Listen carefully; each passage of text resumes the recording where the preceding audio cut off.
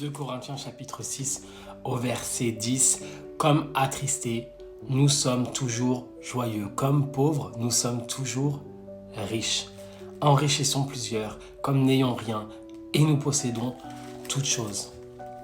Quand on marche avec Christ, on ne marche plus selon les valeurs du monde. On ne marche plus selon les codes du monde, mais selon les codes et les valeurs du ciel, même si notre chair, elle, est attachée à ces choses du monde et veut nous amener à vivre la tristesse profondément, alors que le royaume de Dieu peut nous dire que nous pouvons vivre notre tristesse, vivre nos périls dans la joie et dans la paix, que la richesse du ciel ne sont pas les richesses de la terre. Alors accroche-toi à cette parole, accroche-toi à ce verset pour trouver la confiance, trouver le refuge, trouver la joie et changer ta situation, changer ton esprit, changer ta façon de penser pour vivre une vie paisible sur cette terre accrochée aux valeurs du royaume. Seigneur, je voudrais prier avec cette personne, Père éternel, que tu puisses l'accompagner, Seigneur, à vivre en paix dans ce monde, Seigneur, à ne pas s'attacher à la chair, mais s'attacher à ton esprit, Seigneur, afin que tu lui montres, Seigneur, à quel point elle peut être dans la joie, même dans les tristesses de ce monde, à quel point elle peut trouver de la richesse dans le ciel, même dans la pauvreté de ce monde, Seigneur, qu'elle puisse être en paix avec toi, Seigneur. J'appelle la paix sur cette personne, Seigneur, car la paix du ciel surpasse toute intelligence, Seigneur, et tu dis que tu nous donnes ta paix,